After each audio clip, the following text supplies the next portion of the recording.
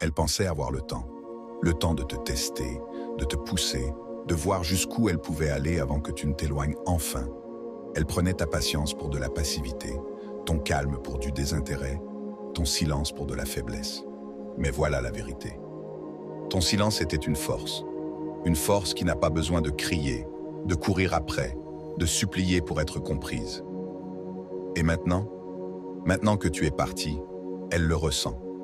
L'homme qu'elle sous-estimait autrefois est devenu celui qu'elle ne peut oublier. La paix qu'elle tenait autrefois pour acquise, c'est exactement ce dont elle a besoin maintenant. Car lorsqu'un homme s'en va sans drame, sans amertume, lorsqu'il s'en va avec dignité, cela dure. Dans cette vidéo, nous plongeons dans ce qu'elle dit lorsque le regret s'installe enfin.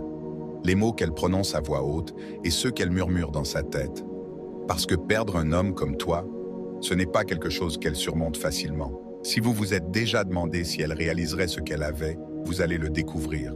Plongeons-nous dans le vif du sujet. Numéro 1. Je ne savais pas ce que j'avais. C'est souvent la première chose qu'elle dit quand la réalité la rattrape enfin.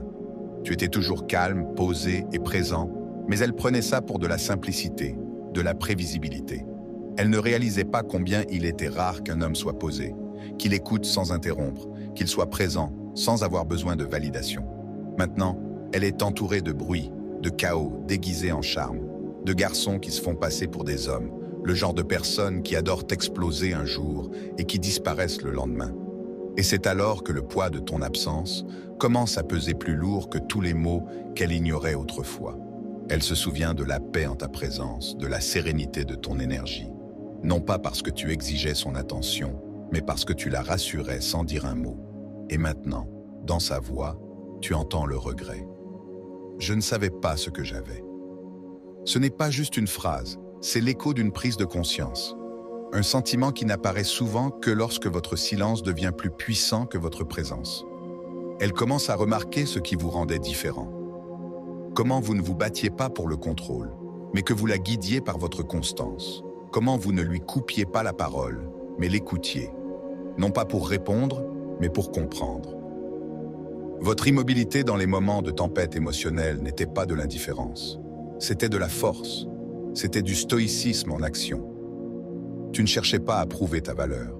Tu le vivais en respectant sa liberté, en ne la poursuivant pas lorsqu'elle s'éloignait.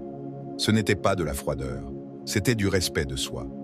Et maintenant, après avoir tenté de remplacer ta présence par des sensations passagères et des relations superficielles, elle ressent un vide qu'aucun d'eux ne pouvait combler. C'est peut-être un message qui arrive tard le soir. Je ne t'appréciais pas quand je t'avais. Ou peut-être qu'il s'échappe au hasard d'une conversation, comme si elle essayait de ne pas le dire, mais ne pouvait pas le retenir. Ce regret est réel, mais voilà la vérité. Tous les regrets ne méritent pas une contrepartie. Parfois, ces regrets ne sont que le reflet de votre évolution. La preuve que ta manière d'être calme et stoïque n'était pas une faiblesse. C'était le genre de force qui persiste longtemps après ta disparition. Et si tu entends ces mots maintenant, c'est que je ne savais pas ce que j'avais.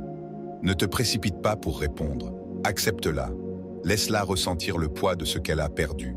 Car lorsqu'un homme s'en va avec dignité, discipline et sans amertume, il ne la quitte pas comme ça. Il laisse une image que la plupart ne retrouveront jamais. Numéro 2. Tu as changé. Elle dit cela avec surprise, peut-être même un peu de ressentiment, car la version de toi qu'elle voit maintenant n'est plus celle qu'elle a laissée. Tu es plus posé, plus vif. Tu souris davantage, mais tu parles aussi moins. Tu as appris à te regarder en face. Et c'est quelque chose que peu de gens savent faire. Mais voilà la vérité. Tu n'as pas vraiment changé. Tu as juste arrêté de te rétrécir. Tu as arrêté de te plier pour entrer dans des espaces où tu n'étais jamais vraiment vu. Tu as arrêté d'attendre qu'elle te valide. Tu as arrêté de performer. Ce n'est pas un changement soudain. C'est l'épanouissement silencieux de celui que tu étais censé être. Et maintenant, elle le remarque. Peut-être qu'elle vous croise des mois plus tard et qu'une nouvelle énergie se dégage de vous. Moins réactive, plus intentionnelle. Vous ne l'affichez pas, vous ne cherchez rien à prouver. Mais votre silence, votre présence calme, tout est dit. Elle pensait que vous vous effondreriez sans elle. Mais ce qui s'est effondré, c'est votre illusion selon laquelle vous aviez besoin d'elle pour être entier. Elle dit que vous avez changé. Mais ce qu'elle veut vraiment dire, c'est Tu n'es plus celui sur qui j'avais prise. Tu n'attends plus, tu n'es plus prévisible. Et cela la perturbe. Vois-tu, le stoïcisme ne consiste pas à devenir froid. Il s'agit de rester inébranlable. Sénèque a dit un jour que ce n'est pas l'homme qui a trop peu, mais celui qui désire plus qui est pauvre. Et par ton silence, par ton amour-propre, tu lui as montré quelque chose qu'elle n'attendait pas. Tu n'as plus envie d'elle. Tu as trouvé la paix, et cette paix est magnétique. Laisse-moi te poser une question. Confond-on souvent le détachement avec la perte? Alors qu'en réalité, c'est la liberté. Elle pensait que tu avais disparu dans le chagrin, mais tu étais juste en train de retrouver la clarté. Tu réapprenais à te tenir droit sans avoir besoin d'être vu. Alors, quand elle te dit que tu as changé, prends-le comme un signe, non pas d'amertume, mais d'éveil. Car ce qu'elle veut vraiment dire, c'est « Je ne m'attendais pas à ce que tu dépasses la version de toi-même que je croyais avoir abandonnée. » C'est là le pouvoir de ton évolution. Silencieuse, sans complexe, inébranlable. Si ce moment résonne en toi, laisse un commentaire ci-dessous et écris « Je n'ai pas changé, je suis redevenu moi-même ». Rappelons-nous que grandir, ce n'est pas être reconnu, c'est devenir indéniable. Numéro 3. Ce que tu m'as fait ressentir me manque. Cette fois, une douleur sourde l'envahit, car elle commence à réaliser que ce n'est pas seulement toi qui lui manque. C'est la personne qu'elle est devenue avec toi. Tu n'as pas essayé de la contrôler, tu n'as pas essayé de la réparer, tu lui as juste laissé respirer. Tu as maintenu le chaos sans en faire partie. Il y a eu des moments où elle tournait en rond, incertaine d'elle-même, submergée par le brouhaha de son esprit. Et toi, tu n'as pas ajouté de confusion, tu n'as pas alimenté le feu avec du drame. Tu étais calme, stable, présent, tel un phare au milieu de sa tempête émotionnelle, inébranlable, même lorsque les vagues étaient hautes. C'est ce qui lui manque. Pas les conversations, ni les lieux, ni même la romance, mais le sentiment de sécurité qu'elle éprouvait en ta présence, la stabilité émotionnelle, la façon dont son système nerveux pouvait enfin se détendre en ta présence. Et voici ce qu'elle n'admettra peut-être jamais. Elle se sentait plus elle-même avec toi qu'elle ne l'est maintenant. Parce que par ton silence, par ta capacité à l'écouter sans avoir besoin de la réparer, tu lui as renvoyé quelque chose. Une aversion pour elle-même qui se sentait ancrée, forte, douce, mais pas dispersée. Et quand elle s'en va, lorsqu'elle est entourée de gens qui ne font que reproduire son chaos ou alimenter ses insécurités, l'absence de votre présence devient douloureusement évidente. Ce calme que vous aviez, ce n'était ni de la chance, ni de la personnalité. C'était de la discipline. C'était le fruit d'un travail intérieur, d'une prise en charge de votre propre douleur, au lieu de la projeter. Comme le disent les stoïciens, soyez tolérants avec les autres et stricts avec vous-même. Vous ne l'avez pas forcé à réguler ses émotions. Vous avez simplement refusé de laisser ces tempêtes dicter votre climat intérieur. Et ça, mon ami, c'est rare. C'est ça la force. C'est ce qui vous distingue du bruit. Maintenant, elle est probablement entourée de gens qui ne peuvent pas tenir l'espace comme vous, qui réagissent au lieu de répondre, qui recherchent le contrôle, pas la connexion. Et peut-être tard le soir, ou lors d'une conversation avec quelqu'un qui la laisse vide, elle s'avoue doucement. Ce que je ressentais avec lui me manque. Ce n'est pas parce que tu lui as tout donné. C'est parce que tu n'avais besoin de rien. Tu n'as pas exigé d'amour. Tu l'as inspiré par ta présence, ta patience, ta maîtrise de soi. Tu l'as fait se sentir en sécurité, non pas en lui promettant la paix, mais en l'incarnant. Numéro 4. Je pensais que tu serais toujours là. Elle dit ça comme si c'était une garantie, comme si ta présence était un abonnement à vie qu'elle n'aurait jamais eu à payer, comme si ta loyauté n'était pas sacrée, mais automatique. Mais voilà ce qu'elle n'a jamais vraiment compris. Tu étais là par choix, pas par obligation. Tu n'étais ni pris au piège, ni désespéré. Tu l'as simplement aimé, librement, sans relâche, jusqu'à ce que cela n'ait plus de sens. Ce qu'elle a mal compris, c'est que les hommes comme toi, ceux qui marchent avec stoïcisme, calme et force, ne restent pas là où on ne les voit pas. Tu n'as pas crié ta douleur. Tu n'as pas menacé de partir chaque fois que tu te sentais méprisé. Tu t'es juste montré présent, patiemment, jusqu'à ce que ce montrer présent soit synonyme d'abandon. Et c'est là que le changement s'est opéré. Voyez-vous, le stoïcisme enseigne que tout dans la vie est temporaire. Nos biens, notre santé, même les personnes que nous aimons. Marc Aurèle a écrit « Vous pouvez quitter la vie maintenant. Laissez cela déterminer ce que vous faites, dites et pensez. Cette vérité s'applique aussi aux relations.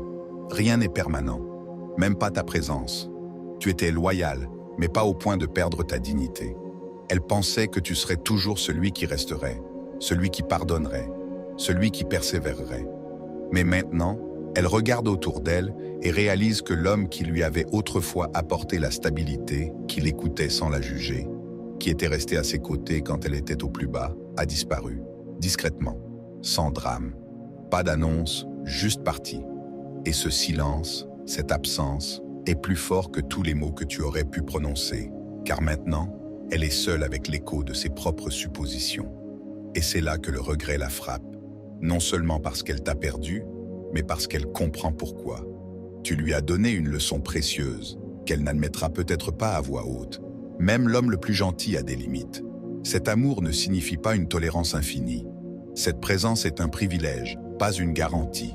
Alors, si vous avez déjà eu l'impression d'être pris pour acquis, que ceci vous le rappelle. Vous n'êtes pas censé rester là où on vous attend. Vous êtes censé être là où on vous respecte. Et maintenant, j'aimerais avoir de vos nouvelles. Vous est-il déjà arrivé de partir en silence pour entendre plus tard? Je pensais que tu serais toujours là. Dites-le moi dans les commentaires. Et si ce message résonne avec votre parcours, n'oubliez pas d'aimer la vidéo et de la partager avec quelqu'un qui a besoin de ce rappel. Numéro 5. Pourquoi ne t'es-tu pas battu pour moi? Cette question survient généralement lorsqu'elle essaie de comprendre votre silence. Pourquoi vous ne l'avez pas poursuivi après la rupture? Pourquoi vous ne lui avez pas envoyé ce long message émouvant? Ou pourquoi vous ne vous êtes pas présenté à sa porte avec des promesses désespérées de changement? Ce qu'elle ne réalise pas, c'est que tu t'es battu, mais pas comme elle l'espérait. Tu as mené des batailles invisibles, celles qui se déroulent à 2 heures du matin, quand ton esprit repasse des souvenirs imprévus. Tu as lutté contre l'envie de t'expliquer, de plaider, de prouver ta valeur à quelqu'un qui ne la voyait pas au moment crucial. Tu as lutté pour rester calme, alors que tout en toi voulait s'effondrer. Vous vous êtes battu pour votre dignité, votre paix, votre avenir. Et soyons honnêtes, tout le monde peut se battre haut et fort. Tout le monde peut paniquer et courir après. Mais il faut une force différente pour ne pas se battre pour quelqu'un qui vous a abandonné le premier. C'est le genre de combat qui trouve ses racines dans le stoïcisme. Car le stoïcisme n'est ni froid ni sans cœur. Il privilégie la raison à l'impulsion. Il faut comprendre que toutes les guerres ne valent pas la peine d'être menées, surtout lorsque le champ de bataille est bâti sur l'orgueil et des signaux contradictoires. Tu n'es pas parti par indifférence. Tu t'es éloigné parce que tu as compris que l'amour ne devrait pas te faire perdre. C'est ce qui lui a manqué. Que ton silence n'était pas de la faiblesse, c'était de la sagesse. Que ne pas la poursuivre n'était pas abandonner, c'était choisir de préserver ta santé mentale, ton but, tes valeurs. Maintenant, elle regarde en arrière et se demande « Pourquoi ne s'est-il pas battu pour moi ?» Mais en vérité, tu l'as fait. Tu as simplement choisi de te battre pour la seule chose que trop de gens abandonnent en amour, eux-mêmes. Et quand un homme apprend à faire ça, il devient inoubliable, parce qu'il n'est pas guidé par la peur. Il ne cherche pas désespérément à être choisi. Il sait ce qu'il a à offrir, et il est prêt à manger seul jusqu'à ce que quelqu'un apprécie. Numéro 6. Tu as l'air plus heureux sans moi. Et tu l'es, non pas parce que ça ne t'a pas fait mal, non pas parce que tu t'en fichais, mais parce qu'après la tempête, tu as retrouvé la paix. C'est étrange comme elle le dit, comme si le bonheur était censé dépendre de sa présence, comme si ton éclat actuel était une trahison. Ce n'était pas le reflet de ce que tu devais reconstruire, mais en vérité, ton bonheur ne venait pas de son remplacement, il venait d'un retour à toi-même. Tu as cessé de te réveiller en te demandant quelle version d'elle tu rencontrerais ce jour-là. Tu as cessé de marcher sur des œufs émotionnels. Tu as cessé d'essayer d'être la solution au chaos des autres. Et pour la première fois depuis longtemps, ta paix n'était plus fragile. Ce n'était pas lié à ses réactions, à son humeur ou à son affection. Ce qu'elle ne réalise pas, c'est que votre silence n'était pas de l'indifférence. C'était de la discipline. Un stoïque ne combat pas la réalité. Il l'accepte. Il abandonne ce qui ne lui appartient pas et se concentre sur ce qui est, sa réaction, son évolution, son état intérieur. Épictète a dit « Un jour, la liberté est le seul but qui vaille. Dans la vie, on la gagne en ignorant les choses qui échappent à notre contrôle. Et c'est exactement ce que tu as fait. Tu as cessé d'attendre une conclusion. Tu as cessé d'avoir besoin de réponses. Tu as choisi la liberté plutôt que la confusion, l'attachement, le drame. Et oui, maintenant tu souris davantage. Tu marches plus léger. Tu ris à nouveau. Non pas parce qu'un nouveau venu est arrivé, mais parce que tu es revenu. Tu as trouvé de la valeur dans le calme, la joie de la discipline, la confiance de savoir que l'on n'a pas besoin d'être nécessaire pour se sentir entier. Elle le voit maintenant, et peut-être que ça lui fait mal, car en partant, elle s'attendait à ce que tu t'effondres. Ce qu'elle n'avait pas prévu, c'est que tu retrouverais ton équilibre, que ta vie commencerait à s'épanouir et non à s'effondrer. Alors, quand elle te dit que tu as l'air plus heureux sans moi, ne le nie pas, ne l'adoucis pas. Souriez, car ce bonheur est réel, il se mérite. C'est la récompense discrète d'un homme qui a choisi le respect de soi plutôt que la survie émotionnelle. Et à ses yeux, cette paix intérieure que vous portez désormais, c'est ce qu'elle regrette le plus d'avoir perdu. Si ce message vous parle, dites-le moi dans les commentaires. Quelqu'un a-t-il déjà remarqué à quel point on se sentait plus léger après avoir quitté quelque chose qui... Je t'ai épuisé? J'aimerais beaucoup entendre ton histoire. Numéro 7. Je pense encore à toi. Ça arrive généralement la nuit. Dans un message qu'elle hésite à envoyer, mais ne le fait jamais. Dans un commentaire qu'elle laisse sur une vieille photo, puis qu'elle supprime rapidement. Ça transparaît de manière subtile. Un « j'aime » accidentel. Une vue d'histoire qui persiste. Ou une vague citation qu'elle publie et qui reflète étrangement votre dernière conversation. Mais ce qu'elle dit en réalité, sans jamais le dire, c'est que tu vis toujours dans ma tête. Car en vérité, ton silence n'était pas bruyant, mais il a duré. Tu n'as pas créé de vagues avec des drames ou des gestes grandioses. Tu as créé des ondulations par ton absence. Et ces ondulations, elles ne s'estompent pas, elles résonnent. Surtout dans le calme de ses pensées, quand personne ne lui envoie de SMS, quand la pièce est silencieuse, quand les distractions s'estompent, c'est là que tu reviens, non pas physiquement, mais énergétiquement, comme un souvenir calme et irrésolu qui refuse d'être enfoui. Tu n'es pas parti en trombe, tu ne l'as pas rabaissé, tu as simplement cessé d'être là. Et d'une certaine manière, c'est ce qui a laissé la plus profonde empreinte. Tu ne l'as pas laissé se demander si tu étais blessé, tu l'as laissé se demander comment tu as pu guérir si silencieusement, si puissamment. Tu n'as pas cherché à tourner la page, tu n'as pas supplié d'être comprise, tu as simplement lâché prise, avec dignité, grâce et une retenue que la plupart des gens ne peuvent pas imaginer. Et dans le monde d'aujourd'hui, où le bruit est constant et la validation monnaie courante, ton silence est devenu le message le plus fort de tous. Il y a une force rare à s'éloigner stoïquement, à ne pas avoir à prouver sa valeur, à ne pas transformer un chagrin en performance. Marc Aurèle a écrit « La meilleure vengeance est de ne pas ressembler à celui qui a infligé le mal. Vous n'avez pas cherché la vengeance, vous avez recherché la paix. Et ce faisant, vous vous êtes élevé à un niveau qu'aucune réaction ne pouvait atteindre. Maintenant, c'est elle qui revient, mentalement, émotionnellement, hantée non pas par ce que tu as fait, mais par ce que tu n'as pas fait. Elle n'a jamais pu percer le mystère de ta grâce, et c'est ce qui persiste. Tu n'as pas laissé derrière toi un désordre, tu as laissé derrière toi un sentiment de calme dont elle ignorait qu'il lui manquerait jusqu'à ce qu'il disparaisse. Elle pense encore à toi, non pas parce que tu as crié pour attirer l'attention, mais parce que tu ne l'as pas fait. Tu es devenu une pensée dont elle ne peut se défaire, une présence qui vit dans le silence. Et le plus poétique dans tout ça, tu n'avais pas besoin de couper les ponts ni de prouver quoi que ce soit. Tu avais juste besoin de partir du bon côté. C'est le genre d'impression qui reste. Et peut-être qu'aujourd'hui, enfin, elle comprend. Ce n'est pas que tu t'en fichais, c'est que tu tenais profondément à elle. Juste pas au point de te perdre pour quelqu'un qui n'a pas perçu ta valeur à temps. Numéro 8. Je ne savais pas que tu souffrais aussi. Elle dit ça quand le poids de tout commence enfin à peser. Quand l'image qu'elle se faisait de toi, celle de ton indifférence, de ta facilité à passer à autre chose, commence à s'effondrer. Elle pensait que ton silence était de l'indifférence, que ton sang-froid était de la froideur. Mais en vérité, tu souffrais, en silence, profondément, stoïquement. Voyez-vous, le monde crie haut et fort sa douleur. Les gens, la publiant, la pleurent, la diffusent pour attirer l'attention. Mais vous ne l'avez pas fait, non pas parce que vous ne ressentiez rien, mais parce que vous avez choisi de n'accabler personne avec ce que vous portiez. Vous l'avez supporté. Vous l'avez laissé vous déchirer en silence. Et ce silence n'était pas du vide, c'était de la retenue.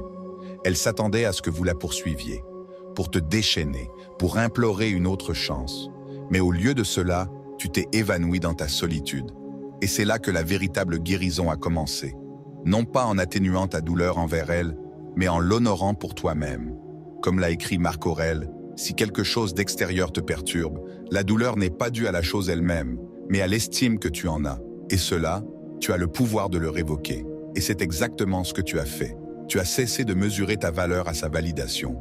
Tu t'es replié sur toi-même. Tu t'es reconstruit en silence. Et tu en es ressorti avec plus de clarté qu'avant. Et maintenant, quand elle te regarde, peut-être à travers une publication sur les réseaux sociaux, les mots d'un ami commun, ou simplement une image qui refait surface dans son esprit, quelque chose change. Elle voit que l'homme qu'elle croyait être bien depuis le début, c'est en fait celle qui a le plus souffert, parce que tu n'as pas joué ta douleur. Tu l'as protégée, tu l'as respectée. Peut-être n'a-t-elle jamais voulu te faire de mal. Peut-être pensait-elle que tu t'en sortirais. Mais maintenant, elle réalise que tu portais des blessures qu'elle n'avait jamais vues. Et cette prise de conscience, elle la garde. Parce que, contrairement à la plupart, tu n'as pas fait de ta douleur sa responsabilité. Tu l'as portée avec dignité. C'est ce qui rend un homme stoïque inoubliable. Non pas parce qu'il est insensible, mais parce qu'il ressent profondément et continue d'avancer sans demander au monde de le porter. Numéro 9. Tu as toujours été si bon avec moi. Et maintenant, elle le sait. Peut-être qu'elle a balayé ça d'un revers de main à l'époque. Peut-être qu'elle a trouvé ça trop facile ou qu'elle a dit que l'excitation, le frisson lui manquait. Mais dans Chasing Fireworks, elle a perdu la chaleur du feu qui la protégeait. En vérité, ce qu'elle a quitté n'était pas ennuyeux. C'était la paix, c'était la stabilité. Et maintenant qu'elle a connu le monde sans toi, elle comprend enfin à quel point c'est rare. Tu étais bon pour elle, pas de manière tapageuse et théâtrale, mais dans les petites choses, les messages de suivi, la façon dont tu l'écoutais, vraiment. La patience dont tu étais capable lorsqu'elle avait besoin d'espace et ta présence lorsqu'elle avait besoin de proximité. Tu n'as pas instrumentalisé ton amour ni utilisé le silence pour punir. Tu n'as pas compté les points. Tu as donné parce que donner faisait partie de toi. Ce n'était pas de la faiblesse. C'était de la force. C'était de la maturité émotionnelle. Et à l'époque, elle n'avait peut-être pas la profondeur de le reconnaître. Voyez-vous, les stoïciens nous rappellent que la vraie vertu, ce n'est pas la façon dont on vous traite qui compte, c'est la façon dont vous vous montrez, quoi qu'il arrive. Vous ne l'aimiez pas parce qu'elle le méritait chaque jour. Vous l'aimiez parce que vous aviez quelque chose de vrai à lui offrir. Voilà à quoi ressemble l'ancrage. Ne pas être ballotté par ses humeurs ou vos propres insécurités, mais rester ferme dans votre identité. Maintenant, elle cherche quelqu'un qui lui donnera ne serait-ce que la moitié de ce que vous avez fait. Mais c'est différent maintenant. Parce que la gentillesse sans besoin, la patience sans pression, l'amour sans jeu, ce n'est pas facile à trouver.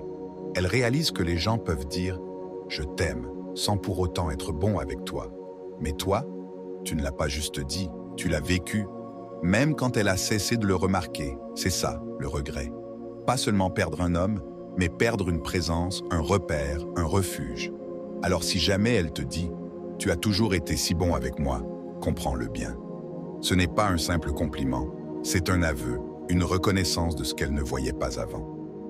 Et maintenant qu'elle a regardé autour d'elle, essayé d'autres mains, rencontré différents visages, elle sait que ce genre de bonté n'était pas commun. C'était la tienne. Qu'en penses-tu? Quelqu'un a-t-il déjà réalisé ta valeur seulement après s'être éloigné? Dites-le moi dans les commentaires. Et si cette partie vous a parlé, n'hésitez pas à liker et à continuer à regarder. On ne fait qu'approfondir. Numéro 10. Personne ne vous a comparé. Celle-ci survient généralement après avoir tâté le terrain, après avoir essayé de passer à autre chose avec d'autres, peut-être même en se persuadant au début que l'herbe était plus verte. Mais chaque rendez-vous, chaque nouvelle connexion se termine par le même silence. Réalisation. Ce n'est pas toi. Parce que ce que tu lui as offert n'était pas une excitation superficielle, ce n'était pas le frisson passager de quelqu'un essayant de l'impressionner. Ce que tu lui as donné, c'était de la présence, de la stabilité, cette énergie solide et inébranlable qui ne vient pas de la prétention. Elle vient de la connaissance de soi. Et maintenant, en y repensant, elle le voit clairement. Personne d'autre ne lui a lancé cet appel. Tu ne l'as pas submergé de paroles. Tu n'as pas rivalisé pour attirer son attention. Tu n'avais pas besoin de te produire. Tu étais juste stable, concentré. C'est le genre d'homme qui n'entre pas comme ça dans la vie d'une femme. Il la marque. Les stoïciens nous rappellent que les hommes les plus forts ne courent pas après. Ils attirent par leur calme naturel. Ta paix était un phare. Ta constance était rare. Et même si elle a pu autrefois prendre votre calme pour un manque de passion, elle comprend maintenant. Ce genre de profondeur ne crie pas, elle résonne. Elle dira des choses comme « Personne ne me fait ressentir ce que tu as ressenti » ou « J'espère toujours que quelqu'un aura ton énergie ». C'est le regret qui s'exprime. Pas seulement ton absence, mais celle qu'elle était en ta présence. Parce que quand un homme se montre pleinement, sans ego ni besoin, cela crée un espace où une femme peut enfin respirer. Et maintenant, elle allaite. Car en votre absence, le contraste est indéniable. D'autres hommes peuvent s'allumer un instant, mais leur flamme ne dure pas. Ils n'ont pas cette flamme intérieure que vous avez cultivée pendant des années grâce à votre discipline, votre réflexion, votre silence. Alors, quand elle dit que personne ne vous égale, elle ne demande pas une seconde chance. Elle avoue qu'elle le voit enfin, et c'est peut-être trop tard. Peut-être que cette version de toi n'existe plus, car tu as encore évolué. Numéro 11. Nous donnerais-tu une autre chance? C'est le moment où elle revient, peut-être subtilement avec un message désinvolte, peut-être avec audace, les larmes aux yeux et le regret au visage. Quoi qu'il en soit, la question est claire. La porte est-elle encore ouverte? Et maintenant, c'est ton heure de vérité. Car il y a quelque temps, cette question t'aurait brisé. Tu te serais précipité pour dire oui, espérant que l'amour puisse te faire ressentir la même chose qu'avant. Mais aujourd'hui, tu ne réponds pas par douleur. Tu réponds par la paix. Voyez-vous, le stoïcien ne vit pas dans le passé. Il ne s'accroche pas à des souvenirs déguisés en espoir. Il ne court pas après le chaos familier, simplement parce qu'il a autrefois ressemblé à de l'amour. Comme l'enseignait Épictète, ne cherche pas à ce que tout se passe comme tu le souhaites, mais souhaite plutôt que tout se passe comme il se passe réellement, et que ta vie s'écoule harmonieusement. Et cela implique d'accepter que quelque chose, quelqu'un, n'était censé être qu'un chapitre, et non l'histoire entière. Tu es devenu un homme. Tu n'acceptes plus l'amour à moitié. Tu as travaillé dur, tu as accepté le silence, tu as lutté avec les « et si », et tu en es ressorti plus fort. Tu as appris à te suffire à toi-même. Et ta réponse maintenant? Elle n'est ni amère ni colérique, elle est simplement claire. Est-ce que je nous donnerais une autre chance? Tu marques une pause. Non pas parce que tu ne sais pas quoi dire, mais parce que tu poses cette question, le poids qu'il mérite. Puis tu réagis, non pas pour la blesser, mais pour t'honorer. Tu m'as eu quand j'étais encore en train de me découvrir, mais je l'ai trouvé maintenant, et il ne vit plus dans le passé.